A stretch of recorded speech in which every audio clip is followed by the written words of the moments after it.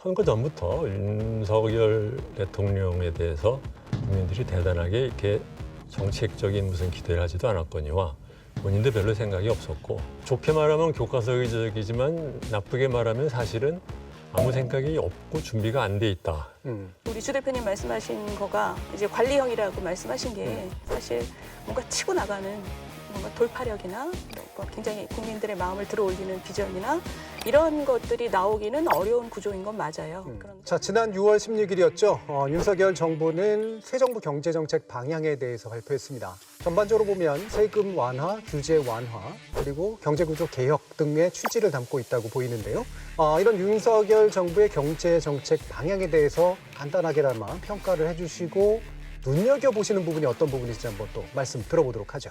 지금 정부의 이번에 말씀하신 경제정책 방향 그거를 보면 사실은 내용이 뭐 굉장히 길어요. 근데 사실 읽어보면 앞뒤도 잘 안 맞고 교과서적인 내용이 담기게 되는 이유가 뭘까? 그리고 이렇게 뭐 감세, 뭐 규제 완화, 뭐 그냥 흔히들 맨날 국민의힘 당이면은 옛날부터 한 20년 동안 하던 소리 다시 한 말밖에 없거든요.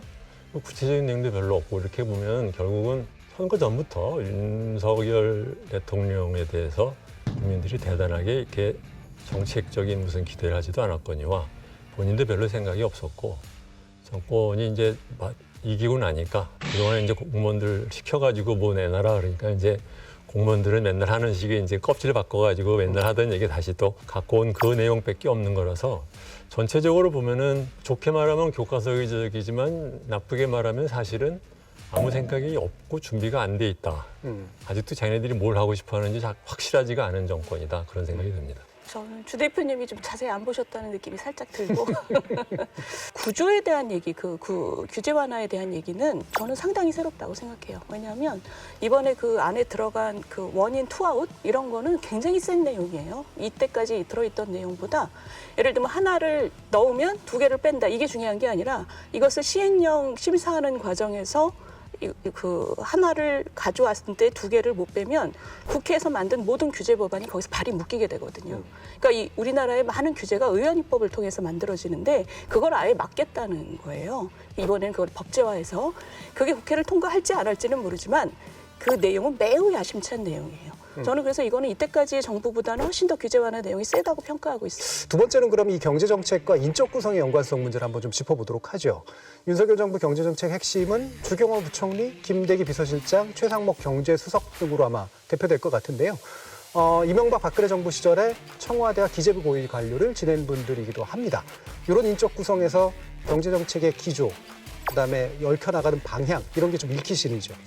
아까 한 얘기의 연장으로 치면 그 사람들이 관료로 있을 때도 특별하게 한 일이 없거든요. 그러니까 윤석열 대통령은 이제 선거 도중에도 전두환처럼 자기는 이제 뭐 훌륭한 경제 전문가한테 맡기면 경제가 될 것처럼 그렇게 얘기를 했는데 뭐 그 사람들이 이렇게 대단하게 무슨 우리나라의 그동안의 경제 개혁을 갖다 이끌어온 사람들도 아니고 그렇기 때문에 인사로 굳이 정책을 말한다고 하면은 그냥 관료한테 현상 관리를 맡기겠다라는 생각을 했는데 지금 말씀하신 것처럼 경제 위기가 이제 닥치니까 과연 그 사람들 갖고 어떻게 할 수 있을지 뭐 그런 이제 우려가 생기는 거죠. 저도 인선을 보고 이 철학이 뭘까 저도 궁금했었어요. 근데 아마도 이런 거 아닌가 싶어요. 지금 그 위기가 다가오고 있는데 이걸 위기로 만들면 안 되는 그런 상황이죠. 이럴 때는 머릿속에 기보가 많은 사람이 좀 필요한 것 같아요.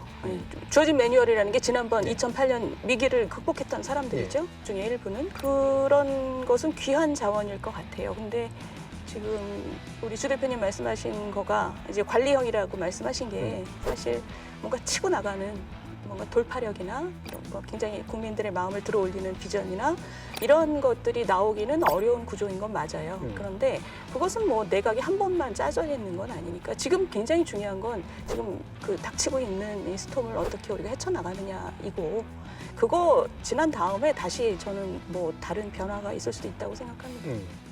자, 또 한 가지 최근 경제 이슈 중에 하나가 이제 중국과의 관련성 문제인데요. 최상목 경제수석이 지난 나토 회의 때 브리핑을 통해서 이런 말을 했죠. 중국을 통한 수출 호황의 시대는 끝나가고 있다. 중국의 대안으로 시장 다변화가 필요한 실정이다라고 강조를 했습니다.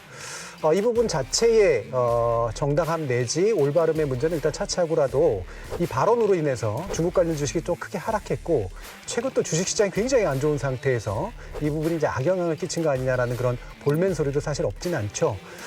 이런 최상목 경제수석의 방향성이 올바르다고 보시는지와 또 현실 가능성의 문제도 함께 좀 짚어야 될 것 같은데 이 부분 윤 의원님 먼저 좀 말씀 주실까요? 사실 이 발언이 있었던 날 예. 저희 그 경제학자들 카톡에서 굉장히 뜨거운 논쟁이 있었어요. 네네. 이 발언이 어떤 의미를 가지고 적절하냐 여기에 대해서 굉장히 많은 논쟁이 있었고 그 과정에서 저도 이제 생각을 좀 정리를 해봤는데, 그러니까 이런 그 파란을 예상하고도 했을 것 같아요. 그럼 뭐 때문이냐? 이 메시지를 분명하게 주고 싶었을 것 같아요.